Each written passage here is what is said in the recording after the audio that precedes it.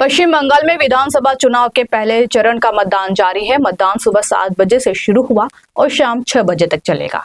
पहले चरण में 16 जिलों के कुल 152 निर्वाचन क्षेत्रों में मतदान हो रहा है। जिलों में दार्जिलिंग, कलिम्पोंग, जलपाईगुड़ी, अलीपुरदुआर, कुछ बिहार, उत्तर और दक्षिण दिनाजपुर, मालदा, मुर्शिदाबाद, बीरभूम, पश्चिम बर्धमान, पुरुलिया, बांकुड़ा, झारग्राम, पश्चिम मेदिनीपुर और पूर्वी मेदिनीपुर शामिल है। पहले चरण के लिए कुल 1478 उम्मीदवार चुनावी मैदान में हैं।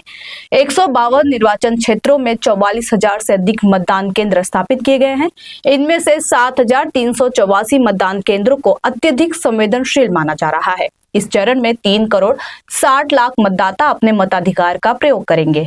निर्वाचन आयोग ने स्वतंत्र और निष्पक्ष मतदान सुनिश्चित करने के लिए 2,40,000 से अधिक कर्मियों के साथ 2,407 केंद्रीय सशस्त्र पुलिस बलों की कंपनियां तैनात की है। त्वरित कार्रवाई दल भी मतदान केंद्रों के आसपास तैनात किए गए हैं। निर्वाचन आयोग ने शिकायत दर्ज कराने के लिए एक समर्पित टोल फ्री नंबर और एक ईमेल आईडी शुरू किया है। पहले फेज की महत्वपूर्ण सीटों की बात करें तो सिलीगुड़ी, दार्जिलिंग, कलिम्पोंग, उत्तर कूच बिहार, दक्षिण कूच बिहार, रायगंज, इस्लामपुर, बालूरघाट, मालदा और मुर्शिदाबाद की कई सीटें हैं। साथ ही आसनसोल, बांकुड़ा, पुरुलिया और बहरामपुर जैसी अहम सीटें भी शामिल है। चर्चित सीटों में नंदीग्राम में वोटिंग भी पहले चरण में ही होने वाली है। नंदीग्राम पिछले साल तो सबसे महत्वपूर्ण सीट बन गई थी, क्योंकि साल 2021 के बंगाल विधानसभा चुनाव में सीएम ममता बनर्जी और बीजेपी के शुभेंदु अधिकारी के बीच मुकाबला था और इस बार भी दोनों में मुकाबला है। लेकिन शुभेंदु अधिकारी नंदीग्राम और भवानीपुर 2 जगहों से चुनाव लड़ रहे हैं। इसी तरह बहरामपुर में कांग्रेस नेता अधीर रंजन चौधरी, खड़गपुर सदर में बीजेपी नेता दिलीप घोष और दोमकल सीट पर आम जनता यूनियन पार्टी के नेता हुमायूं कबीर की किस्मत का फैसला भी पहले फेज में होना है, जो बंगाल में बाबरी मस्जिद को लेकर सुर्खियों में रहे। पश्चिम बंगाल के 294 में से 142 सीटों के लिए दूसरे फेज में 29 अप्रैल को वोटिंग होगी। पहले फेज की 66 विधानसभा क्षेत्रों को रेड अलर्ट सीट घोषित किया गया है। रेड अलर्ट उन सीटों को घोषित किया गया है जहां 3 या उससे ज्यादा उम्मीदवार पर आपराधिक मामले हैं। पहले चरण में महिलाओं की हिस्सेदारी 11% है। तृणमूल का ब्लॉक प्रेसिडेंट है, वो टीचर भी है। वो टीचर का जो आदत होना चाहिए वो टीचर का आदत नहीं मानते। वो यहाँ नौदा में सारा साल वो 2018-23 में जो चुनाव हुआ, वो जिला परिषद को निर्वाचन जो जीता, वो भी जबरदस्ती करके जीता। बाद में वो जिला परिषद का शिक्षा कर्माध्यक्ष भी है, ब्लॉक प्रेसिडेंट भी है। उनको ज़्यादा से ज़्यादा आदत था, इच्छा था, उनको मकसद था यहाँ का एमएलए को चुनाव लड़ने का, लेकिन वो टीएमसी वाला नहीं दिया। वो साइना ममता जो एग्जिस्टिंग था उनको ही दे दिया। तो इनको ज़्यादा से ज़्यादा वो घर में ही मस्तानी कर रही। तो कोई मस्तान होते हैं तो आम आदमी को पास जाके मस्तानी करना चाहिए। हुआ नहीं, लेकिन कोशिश किया। मैं सबको, मेरा आदमी को शांत रहने के लिए बोला।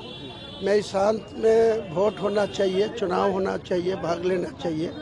किसी को मारने का, किसी को चमकाने का, किसी को धमकी देने का मेरा मकसद नहीं है, मेरा इरादा नहीं है।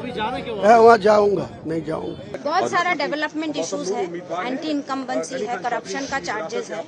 लोग चाहते हैं डेवलपमेंट हो, सिर्फ रिलीजन के नाम में पॉलिटिक्स हो रहा है। लोग चाहते हैं सेक्युलरिज्म हो रहे, डेवलपमेंट हो, शांति रहे और लोग अपना जगह पे ठीक रह सके। कांग्रेस को कितनी उम्मीदें हैं? बहुत उम्मीदें हैं। कांग्रेस का रिजल्ट बहुत अच्छा है। कितनी सीट्स लग रहा है कि कांग्रेस नहीं निकाल पता, पाएगी? पर सब जगह पे हवा बहुत पॉजिटिव है। जिस तरह से आप यहाँ पे मालतीपुर से कर रही है, तो मालतीपुर सीट से आपको क्या लग रहा है कि आप कांग्रेस निकाल लेगी? 100% हम लोग जीतेंगे। देखिए, एनआरसी के इलेक्शन था 2021, पब्लिक डर से और विभेद से बीजेपी आके हम लोग का पब्लिक को विभेद कर दिया और लगा, मगर इस बार नहीं हुआ। पब्लिक बहुत सजग हुआ। मालदा वासीरा चाहता है उन्नयन। आपका गंगा भांगन ठीक नहीं हो रहा है, दो सरकार नहीं देख रहा है। यहाँ जॉबलेसनेस बहुत फैक्टर है, बाहर जाने, दूसरा स्टेट जाने पड़ रहा है। आप लोग की यहाँ म्यूनिसिपैलिटी नहीं बन रहा है, इतना प्रॉमिस करने का। तो राज्य सरकार, केंद्र सरकार, ये जो इन लोग का जो प्रचेष्टा है पब्लिक को विभेद करने के लिए ये नहीं चलेगा। हम लोग का विश्वास है इस बार कांग्रेस बहुत अच्छा करेगा। मालदा डिस्ट्रिक्ट में हम लोग का अच्छा रिकवरी होगा। SIR का कुछ इम्पैक्ट पड़ने वाला है?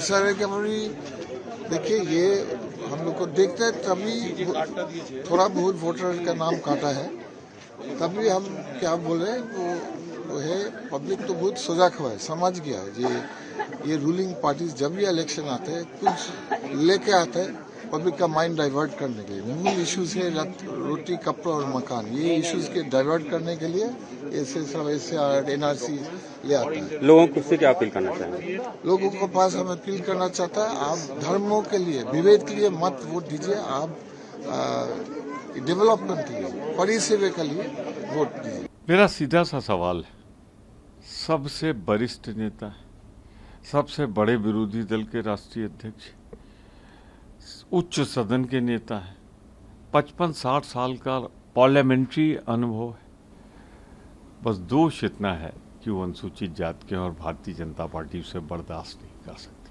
मैं सीधी चुनौती देता हूँ कि प्रधानमंत्री जी, आपने हमारे नेताओं को कितनी चुनिंदा गालियाँ दी जिनको मैं तो कह भी नहीं सकता, भाजपा के नेताओं ने दी, उस पर क्या कार्रवाई हुई? मैं पूछना चाहता हूं कि आपके सहयोगी चंद्रबाबू नायडू, जो आपके NDA गठबंधन के हिस्सेदार हैं, मुख्यमंत्री, उन्होंने तो PM को टेररिस्ट कहा था, उन पर क्या कार्रवाई हुई? खड़गे साहब ने तो उसी समय बता दिया कि उनका मकसद ये है कि जिस तरह संवैधानिक संस्थाएं जिस तरीके से आतंक पैदा किया जा रहा है उसका उनको तरफ इशारा था। पर दोष इतना कि वो एक अनुसूचित जाति के सबसे बड़े नेता हैं, भाजपा को कहाँ बर्दाश्त हो सकता है? चुनाव आयोग, आज लोग कहते हैं बेईमान कोई है, अरे तुम बेईमान हो, तो ये नहीं कहते, अब कहते तुम तो बिल्कुल चुनाव आयोग की तरह काम कर रहे हो। तो मैं तो इतने कहूँगा कि आज चुनाव आयोग अपनी पूरी तरीके से ईमानदारी की छवि समाप्त कर चुका है, एक तरफा हो गया है, भारतीय जनता पार्टी के फ्रंटल ऑर्गेनाइजेशन के तौर पर काम कर रहा है। अरे अमित शाह जी, दिल्ली लौट आओ। आपके घर के बगल में, पास में इसी दिल्ली में एक बेटी का बलात्कार हुआ, उसे मारा गया, उसको प्रताड़ित किया गया, चीखती रही, चिल्लाती रही दिन दहाड़े, आपके घर से कुछ दूरी पर, प्रधानमंत्री के घर से कुछ कदमों की दूरी पर। आप उसे तो वहाँ सुरक्षित नहीं कर पाए। दिल्ली में जहाँ आपकी सीधी जिम्मेदारी है, सामूहिक बलात्कार हो रहे हैं, गैंगवार हो रहा है, वहाँ तो नहीं हो रहा है। पर आप बंगाल में, मैं आपसे कहना चाहता हूँ कि बंगाल ने जनता ने तय कर लिया है, न उसे भाजपा चाहिए न उसे TMC चाहिए, उसे विकल्प के तौर पे कांग्रेस चाहिए। उनकी सुरक्षित वापसी के लिए हमें हमारी सरकार को भरपूर प्रयत्न करना चाहिए। हर भारतवासी जो बसा है खाड़ी के देशों में, उसकी सुरक्षा होनी चाहिए। ये समय नहीं है कि मैं सरकार की आलोचना करूं, उनको वापस लाने में जो भी सहयोग हो करना चाहिए, ये शिप भी सुरक्षित वापस आए। पर मैं इतना ज़रूर कहूँगा कि जो एक गुटनिरपेक्ष, पंथ निरपेक्ष स्वरूप मोदी जी देश का प्रस्तुत करना चाहिए था, फादरलैंड बना के इजराइल को आपने समाप्त इंसान है, शांत है, खुशी खुशी वोटिंग हो रही है। वो हमारे पोलिंग एजेंट्स है, ऑफिसर है, और एकदम टेंशन फ्री होकर वोटिंग कर रहे हैं। भीड़ नहीं है। खड़गपुर में 62,000 और -1 वोटर्स, इसलिए हर बूथ में संख्या बहुत कम हो गया है, इसलिए मुझे लगता नहीं कि बहुत टेंशन होगा और जल्दी जल्दी वोट खत्म। अब आपका रनिंग अभी चालू रहेगा दिन भर अलग अलग बूथ पे? नहीं है, एक्टिव रहेंगे, जरूरत पड़ने से जाना पड़ेगा, नहीं तो शांतिपूर्ण लोग वोट करेंगे, चिंता की कोई बात नहीं है। बोलपुर का मानुष जो है, बोलपुर विधानसभा का मानुष ममता बनर्जी फूके है। आज के हम भी यहाँ पर वोट दिया, पूरा फैमिली, इसके साथ सारा बोलपुर का विधानसभा का 308टा जो बूथ है से 308टा बूथ में सब तृणमूल पक्ष जोड़ा फूल में वोट पड़ रहा है। लोगों से क्या अपील करेंगे वोट देने को लेकर? अपील तो हमने कर दिया, जो ममता बनर्जी जो उन्नयन चल रहा है इसका चालू रखने के लिए, इसका जो प्रकल्प है इसका चालू रखने के लिए, उन्नयन के साथ आने के लिए, एवं बीजेपी जे भावे बांग्लार मानुष को पैसा सृष्टि करके भाई देखा करके साजुआ गाड़ी लेकर के युद्ध क्षेत्र आ गया बीजेपी से ये आ रहा है बोलपुर विधानसभा का जिला विधान मानुष अन्य जिला जो मानुष वोट दे रहा है सब बीजेपी के छोड़कर तृणमूल पक्ष आ रहा है। देखिए दिलचस्प मीडिया का बस तो है जरूर, क्योंकि दिलीप घोष खड़ा हुआ जो इंसान सब समय वितर्कित मंतव्यों में के लिए उसका नाम है, वो इंसान तो कभी आइन तो मानता ही नहीं है, महिला को सम्मान नहीं देते। कल भी इलेक्शन का प्रचार खत्म हो गया था, तब पर भी वो जाके प्रचार किया। तो जो भी करे, देखिए वो मीडिया का पास हीरो हो सकता है, लेकिन खड़गपुर कानून का पास वो जीरो, वो आज पता चल जाएगा आपको इलेक्शन। लेकिन वो तो क्लेम करते हैं कि जो खड़गपुर का पूरा बेल्ट है यहाँ बीजेपी स्ट्रांग है, सरकार में टीएमसी है। देखिए बीजेपी का बेल्ट कुछ नहीं है, यहाँ पे वो खड़ा होता उनका नाम में कोई वोट नहीं होता। यहाँ पे सेंट्रल का देख के कुछ सेंट्रल का आदमी रहते हैं, रेलवे है, वर्कशॉप है, डीआरएम ऑफिस है, तो वो सेंट्रल देख के बहुत वोट होता है। इसका पहले कांग्रेस जब सेंट्रल में था, कांग्रेस का एमएलए था, तो लास्ट 19 साल में चेंज हो गया था। 21 में मैं थोड़ा मार्जिन में चुका था, लेकिन इस साल जो इलेक्शन हो रहा, चुनाव हो रहा, हर आदमी देख चुका है, क्योंकि लास्ट 16 साल दिलीप घोष 3 साल एमएलए था, 5 साल एमपी था। हिरन उसका जो फिर बीजेपी का जो विधायक है जिसको टिकट नहीं देके दिलीप घोष को लाया। तो हमारा क्वेश्चन बीजेपी से एक ही है, दिलीप घोष अगर इतना अच्छा कैंडिडेट है तो 2024 में वो विनिंग कैंडिडेट था यहाँ का, फिर उसको एमपी में क्यों हटाया गया, क्यों अग्निमति पाल को लाया? फिर अगर हिरन अगर अच्छा कैंडिडेट था, वो भी विनिंग था, फिर उसको हटा के हावड़ा क्यों भेजा गया, फिर दिलीप घोष क्यों लाया? इसका जवाब का बीजेपी दे सकती है। तो ये डेली की तरह आज आपने फिर भगवान की पूजा अर्चना की, अब आप जाओगे वोट डालने, और आज थर्सडे है, बृहस्पतिवार है, आपने येलो कुर्ता भी पहन रखा है। मैं तो ये कल भी पहना था, ऐसा कुछ नहीं है, लेकिन हम लोग तो मानते ही हैं, भगवान को मानते हैं। तो आज बृहस्पतिवार शुभ दिन है, अच्छा दिन है, साईं बाबा का दिन है। आज येलो भी मेरा one of the favourite colour है। मैं बेसिकली येलो, पिंक का ग्रीन पहनता हूँ, तो आज बृहस्पतिवार है, शुभ दिन है, येलो पहना हूँ। मेरा वाइफ का भी चाह था कि मैं पहनूं, तो एक साथ निकल गया, पूजा दिया, वोट दूंगा। और हमको उतना कुछ ये नहीं है, हमारा जो कर्मी लोग वोट करेगा, सुबह से चालू भी कर दिया।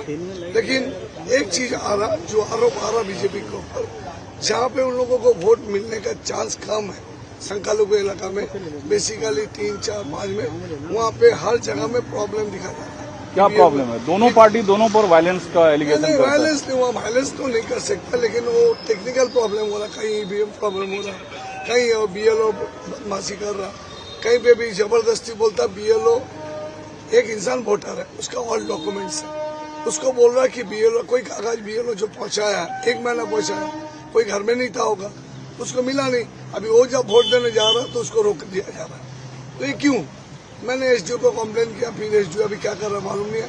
हमारा एक ही मकसद है, फेयर हो वोट हो, शांतिपूर्ण वोट हो, और जो जेन्युइन वोटर है उसको वोट देना चाहिए, उसको रोक टोक नहीं होना चाहिए। क्योंकि वहाँ पे उन लोगों को संख्यालघु को वोट नहीं मिलेगा बोल के वहाँ पे जाके बदमाशी करना, ईवीएम को लेट करना, वोट देने में आदमी को तंग करना, कोई गंडगोल करना। हम अभी भी आशंका कर रहे हैं कि बीजेपी वो जो इलाका में उसको कम वोट मिलेगा, वहाँ पे वो कोई भी ना कोई हमला कर सकता है। जो आपके हस्बैंड हैं, ये खुद टीएमसी के कैंडिडेट हैं यहाँ से, सुबह आप साथ में आई मंदिर, क्या गॉड से क्या विश किया आपने? भगवान से मैंने यही मांगा है कि वो जीते, क्योंकि अगर वो जीतेगा तो खड़गपुर का डेवलपमेंट होगा। क्योंकि 5 साल हमने देखा कि हिरन चट्टोपाध्याय ने क्या किया, उसके आगे दिलीप घोष जी थे, उन्होंने क्या किया। तो मुझे नहीं लगता कि खड़गपुर के इंसान इस बार कोई गलती करेंगे, क्योंकि खड़गपुर में डेवलपमेंट जरूरी है। यहाँ पर वो राम नाम के वोट में तो वोट इससे फायदा नहीं है। भगवान सबके लिए समान है, राम तो कोई बनाया नहीं कि बीजेपी ने राम बनाया, ऐसा नहीं है। राम भगवान सबके लिए है। मैं चाहती हूँ कि खड़गपुर में डेवलपमेंट हो, और वो होगा प्रदेश सरकार के थ्रू से। लेकिन आप खुद भगवान के शरण में आई, तो फिर राम का विरोध क्यों? राम भी तो राम के विरोध में नहीं हूँ मैं, बोली राम के नाम में वोट नहीं होना चाहिए। ये जो राम के नाम में वोट कर रहे हैं, हिंदू मुस्लिम अलग कर रहे हैं। खड़गपुर मिनी इंडिया है, खड़गपुर में सब जाति लोग रहते हैं, हम लोग सब मिलजुल के रहते हैं। हम लोग रामनवमी भी मनाते हैं, हम लोग ईद भी मनाते हैं, सब मनाते हैं। तो फिर राम के नाम में वोट क्यों होगा? भगवान को अलग नहीं, भगवान को पॉलिटिक्स में नहीं लाना चाहिए, मेरा यही बोलना है। दूसरा सवाल ये है कि आप चूंकि खुद लेडीज हैं, चीफ मिनिस्टर लेडीज हैं, लेकिन पूरे बंगाल में जो है वो वुमेन सेफ्टी एक बड़ा कंसर्न है, एक बड़ा इशू है। आपका क्या नजरिया है इस पर? देखिए, वुमेन सेफ्टी के बारे में तो हर किसी को सोचना चाहिए। आज कोई भी वुमेन सेफ नहीं है। हर जगह में देखिए, तो बंगाल में नहीं, हर जगह में यही प्रॉब्लम है। वुमेन सेफ्टी सबसे जरूरी है, क्योंकि हमारे चीफ मिनिस्टर ममता बनर्जी एक लेडीज है, तो उनको पता है कि वुमेन का सेफ्टी कैसे करना चाहिए, किस तरह से हम लोग सेफ रहेंगे, उनके बारे में वो सोच रही है। तो लेकिन कहाँ हो पाया? इतनी बड़ी बड़ी घटनाएं बंगाल में। तो आप देखो, तो दिल्ली में भी नहीं हो पा रहा है, उत्तर प्रदेश में भी नहीं हो पा रहा है, कहीं भी नहीं हो पा रहा है। सिर्फ बंगाल क्यों ब्लेम हो रहा है? मुख्यमंत्री महिला है। मुख्यमंत्री महिला होने से भी अगर भ्रष्टाचार, अगर ये क्राइम नहीं रोका जाएगा तो ये होगा ही हर जगह पे। ये तो इंसान का जो सोचने का जो विचार है, बट ये कंसर्न है, ये एक हाँ जी मुद्दा है। कंसर्न है, वो सोच रही है इस बारे में। तो ये तो है कि ममता बनर्जी अगर आएंगी तो लेडीज का सेफ्टी के बारे में सोचेंगी जरूर। अच्छा, आपके पति तो कैंडिडेट हैं ही, ओवरऑल आपको क्या लगता है, फिर दीदी या इस बार बदल जाएगा मामला? फिर दीदी, एकदम कॉन्फिडेंटली बोलती हूँ, फिर दीदी आ रही है।